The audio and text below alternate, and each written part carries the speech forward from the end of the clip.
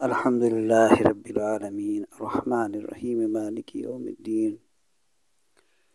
رب اشرح لی صدری ویسر لی امری واحلل عقدۃ من لسانی ویفقہوا قولی رب زدنی علما۔ میرے پیارے بھائیو، دوستو، بزرگوں اور بہنوں، اللہ کے راستے کے مسافر، سالک حضرات، جو اللہ کے راستے پر چلنے والے، اللہ تعالیٰ کی تلاش میں، اللہ تعالیٰ کی محبت اور اس کی معرفت حاصل کرنے والے اور اس کی طلب اور کوشش میں کوشاں تمام بہن بھائیوں کو اس عاجز فقیر کا بہت بہت سلام اور مبارکباد ہے کہ ایسے لوگ ہر وقت اپنے رب رحمان کی طرف متوجہ رہتے ہیں اور اللہ کے راستے کے مسافر بنے رہتے ہیں، اللہ کے مہمان ہوتے ہیں، اور اللہ تعالیٰ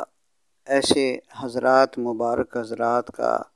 استقبال کرتے ہیں جب بھی وہ راتوں کو اٹھتے ہیں، جب بھی وہ ذکر کے لیے اللہ کی طرف متوجہ ہوتے ہیں، اپنے رب رحمان کی طرف متوجہ ہوتے ہیں، تو اللہ تعالیٰ ان کو ویلکم کہتے ہیں، خوش آمدید کہتے ہیں، اپنی طرف ان کو راستہ دیتے ہیں۔ والذین جاہدوا فینا لنہدینہم سبلنا۔ اللہ فرماتے ہیں کہ جو لوگ جد و جہد کرتے ہیں، جہاد کرتے ہیں، کوشش کرتے ہیں، تو ہم اپنی طرف کے ان کو راستے دکھا دیتے ہیں۔ سبلنا، سبیل راستے کو کہتے ہیں، سبلنا ہم اپنی طرف کے راستے انہیں دکھا دیتے ہیں۔ تو مبارک ہیں وہ لوگ جو اللہ کی طرف بڑھ رہے ہیں، کوشش کر رہے ہیں، جد و جہد کر رہے ہیں، طلب اور تڑپ ان کے اندر پیدا ہو چکی ہے، اور وہ اللہ کے راستے کے مسافر بن کر کسی بزرگ، کسی اللہ والے، کسی شیخ کی بیعت ہو کر ان سے باقاعدہ اس علم کو حاصل کرنے کی کوشش کر رہے ہیں کہ اس علم کو حاصل کرنا بہت ہی ضروری ہے۔ حضرت سلطان باہو رحمۃ اللہ علیہ اور حضرت بازید بسطامی رحمۃ اللہ علیہ، یہ سارے بزرگان یہی فرماتے ہیں کہ اس علم کا حاصل کرنا انتہائی ضروری ہے، کہ اس علم کے بغیر اس راستے کو طے کرنا بہت ہی مشکل ہے، کہ اللہ تعالیٰ کی طرف جانے والا یہ مبارک راستہ یہ بہت ہی اہم ہے اور پرخطر وادیوں، گھاٹیوں سے گھرا ہوا ہے۔ اس سے پہلے ہم نے ایک ویڈیو جو بنائی تھی، یہ گھاٹی جو 7 گھاٹیاں ہیں، ان گھاٹیوں کے متعلق پہلی جو ہے وہ گھاٹی ہم نے اس پر ویڈیو بنائی تھی اور اس پہ بتایا تھا کہ کیا کیا مشکلات پہلی گھاٹی میں انسان کو ابتدا میں آتی ہیں اور وہ کس طرح سے ان سے گزر سکتا ہے۔ آج یہ گھاٹی نمبر 2 ہے، قسط نمبر 2 ہے، روحانی لیکچر نمبر 2 ہے۔ تو اس میں ہم دوسری گھاٹی جو اس سالک کے لیے مشکلات اور رکاوٹیں ڈال سکتی ہے اور اس گھاٹی سے گزرنے کے لیے جن چیزوں کی ضرورت ہوتی ہے ان کا بھی آج بیان ہوگا۔ تو لہذا تمام حضرات دل کے کانوں سے ان بیانات کو، ان گزارشات کو سننے کی کوشش کریں اور عمل کی نیت سے بیٹھیں، تو انشاءاللہ تعالی عزیز یہ نور جو ہے یہ قال کا نہیں ہے، یہ حال کا نور ہے، اور جب ہم متوجہ ہو کر بیٹھیں گے اللہ کی طرف اور اس نور کو اپنے اندر داخل کرنے کی کوشش کریں گے، تو انشاءاللہ تعالی عزیز یہ حال کا نور آپ کے اندر اترے گا اور آپ کو اللہ کی طرف کے راستے جو ہے کھلنا آسان ہو جائیں گے اور ان پر چلنا بھی آسان ہو جائے گا۔ میرے عزیز و دوستو، بھائیو، اس علم کا جاننا انتہائی ضروری اور اہم اس لیے ہے کہ انسان اپنے بارے میں کچھ بھی نہیں جانتا، کہ وہ انسان کہاں سے آیا ہے، کیسے پیدا ہوا ہے، کس نے پیدا کیا ہے۔ علمی طور پر جانتا ہے لیکن اس کے اندر لاشعور جو ہے وہ اس کی حقیقت سے واقف نہیں ہے، یعنی اس نے اپنے پیدا کرنے والے سے تعلق نہیں جوڑا، اس کا علم ہی نہیں ہے کہ میرا پیدا کرنے والا کون ہے، یعنی وجدانی طور پر اس کو اس سے رابطہ اور واسطہ نہیں ہے، تو وہ صرف علمی طور پر جو کہا سنا گیا ہے اسی کو جانتا ہے، تو وہ گویا کہ علم اس کو حاصل نہیں ہے۔ جیسا کہ جو اللہ والے ہیں، عارف باللہ ہیں، جن کو اس علم کی مہارت ہے، جو اس علم کو جانتے ہیں، معرفت الہی سے واقف ہیں، وہ اس وجدانی علم کو جانتے ہیں کہ اللہ تعالیٰ ہی ہمارے خالق ہیں، ہمارے مالک ہیں، ہمارے رب ہیں۔ علم الیقین سے ان کا مقام اور مرتبہ بڑھ گیا، وہ عین الیقین کے مرتبے پہ پہنچ گئے، اور وہ اس سے بھی آگے عین الیقین سے بھی حق الیقین کے مقام پر پہنچ گئے۔ تو انہوں نے یہ معلوم کر لیا کہ کسی بزرگ کی رہنمائی اور ان کی صحبت جو ہے، وہ اللہ والوں کی صحبت، کہ ان کی صحبت میں بیٹھ کر ان سے بیعت ہو کر جب وہ یہ راہ سلوک طے کرنے کی کوشش کرتے ہیں تو انہیں یہ معلوم ہوتا ہے، ان کے بزرگان مشائخ یہی بیان فرماتے ہیں کہ بھائیو، انسان کے اندر ایک روح ہے اور ایک نفس ہے۔ تو انسان روح جو ہے وہ ہے آسمانوں سے آئی ہوئی ہے، اس کے تقاضے الگ ہیں، اور جو نفس ہے یہ انسان کے وجود کی ذات کا حصہ ہے، اور اس نفس کے متعلق مشائخ کرام اس کو آگاہ کرتے ہیں کہ دیکھو، اس گھاٹی سے گزرنے کے لیے اس نفس سے متعلق جاننا بہت ضروری ہے۔ من عرف نفسہ فقد عرف ربہ، جس نے اپنے نفس کو پہچان لیا، اپنے آپ کو پہچان لیا، اس نے اپنے رب کو پہچان لیا، کیونکہ رب کے اور بندے کے درمیان یہ نفس بہت بڑا حجاب ہے، بہت بڑی رکاوٹ ہے، اور وجدانی علوم جو عارف باللہ حضرات کو اللہ تعالیٰ عطا فرماتے ہیں، اس میں سب سے بڑی یہ رکاوٹ ہے۔ تو اس کے بارے میں جو ہے ہم نہیں جانتے۔ جب وہ نہیں جانتے تو اس کی وجہ سے ہماری عبادت بھی صحیح نہیں ہوتی، اور ہم اللہ تعالیٰ کی ذات سے تعلق بھی صحیح طور پر نہیں جوڑ پاتے۔ لہٰذا نفس یہ چاہتا ہے کہ روح کے معاملات جو تم طے کرنے کی کوشش کر رہے ہو، اس کو میں ان معاملات کو اور روح کو ایک طرف پیچھے پس ڈال کر میری بات مانو، میرے حکم کو مانو، میری ہی بات مانو، میرے ہی کہنے پر چلو، کہ وہ انسان کا نفس اس پر حاوی ہوتا ہے۔ النفس امارۃ بالسوء، نفس ہمیشہ برائی کی طرف لے کے جاتا ہے۔ تو میرے بھائیو دوستو، یہ دوسری گھاٹی جو ہے اس نفس سے متعلق اور اس کے تمام خرابیوں اور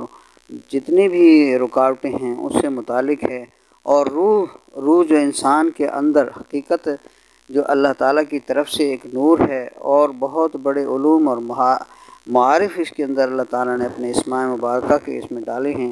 اس سے متعلق یہ جو ہے دوسری گھاٹی ہے۔ تو اس سلسلے میں جو ہے ہمیں یہ سمجھنا ہے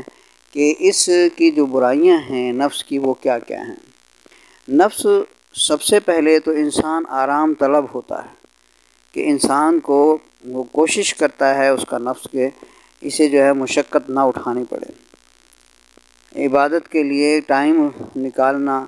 جو ہے وہ اس کے لیے بڑا مشکل ہو جاتا ہے۔ نماز کا وقت ہوتا ہے، نماز میں سستی، غفلت کرتا ہے، عبادت، ذکر، تلاوت، ان سب میں وہ غفلت کرتا ہے اور اس کی طرف آتا ہی نہیں ہے۔ لہٰذا وہ انسان کے وجود پر، دل و دماغ پر اس پر جو ہے پورا غلبہ رکھتا ہے۔ اور نفس کی جو خرابیوں میں سے ایک خرابی یہ تھی، اور دوسری بہت ساری خرابیاں ہیں کہ حضرت مولانا اشرف علی تھانوی حکیم الامت رحمۃ اللہ علیہ فرماتے ہیں کہ انسان کے اندر اتنی روحانی نفسانی بیماریاں ہیں کہ جتنے انسان کے اندر سانس آتے جاتے ہیں اتنی بیماریاں ہیں۔ لہٰذا ان سب کو وجدانی طور پر سمجھنا، علمی طور پر تو جانتے ہی ہیں لوگ، لیکن وجدانی طور پر جاننا کہ وہ انسان تقوی کے نور سے اور محبت اور معرفت الہی کے حصول کے راستے پر چلتے ہوئے یہ جان لیتا ہے کہ اس نفس کے اندر یہ جو عمل کر رہا ہے اس میں کتنا اخلاص ہے، اور کیا اس کے اندر حب جاہ ہے، اور کیا ریا ہے۔ ریا چھپی سے چھپی، وہ سمجھتا ہے کہ میں یہ کام اللہ کے لیے کر رہا ہوں، لیکن کہیں نہ کہیں اس کے دل کے اندر، اس کے نفس کے کسی کونے میں جو ہے وہ ریا اور حب جاہ چھپی ہوتی ہے، جس میں وہ سوچتا ہے کہ اس سے جو ہے نا مجھے عزت ملے گی، اس سے مجھے لوگ جو ہے نا اچھا سمجھیں گے، اور وہ بظاہر اسے اس چیز کا علم نہیں ہوتا، اور یہ مشائخ حضرات کی صحبت میں بیٹھ کر جو ہے انسان یہ ساری باتیں جانتا ہے اور سمجھتا ہے۔ جب وہ وجدانی علوم اس پر اس راستے کے کھلتے ہیں تو پھر وہ ان خرابیوں کو جانتے ہوئے بیان بھی کر رہا ہے، ذکر بھی کر رہا ہے، اور نمازیں، تہجد، عبادت سب کچھ کر رہا ہے، اور وہ دیکھ رہا ہوتا ہے کہ یہاں نفس کہاں ڈنڈی مارنا چاہتا ہے، لہٰذا اسی وقت جو ہے وہ اللہ تعالیٰ کی طرف متوجہ ہو جاتا ہے اور اللہ سے یہ دعا کرتا ہے، جیسے ہمارے آقا نبی علیہ السلام نے فرمایا، اللہم لا تکلنی الی نفسی طرفۃ عین، اے اللہ پلک جھپکتے میں بھی مجھے میرے نفس کے حوالے نہ کرنا۔ اتنے بڑے عظیم الشان میرے آقا، اللہ کے محبوب، دونوں جہان کے سردار، وہ بھی اس نفس کی برائی کو جانتے ہوئے اللہ سے پناہ مانگتے ہیں، اللہ کی پناہ مانگتے ہیں کہ اے اللہ اس نفس کی شر سے ہمیں بچائے رکھنا اور پلک جھپکتے میں بھی اس کے حوالے نہ کرنا۔ تو میرے بھائیو دوستو، اس وادی سے گزرنے کے لیے ضروری ہے کہ نفس کی تمام برائیوں سے، اس کے تمام بد اخلاقیوں سے، ان سے واقفیت ضروری ہے۔ حسد بھی اس کے اندر ہے، کینہ بھی اس کے اندر ہے، بغض بھی اس کے اندر ہے، ریا بھی اس کے اندر ہے، اور حب جاہ بھی اس کے اندر ہے، اور جناب دنیا کی محبت بھی اس کے اندر ہے۔ اتنی ساری ڈھیر ساری برائی، طمع، حرص، لالچ اس کے اندر ہے، اور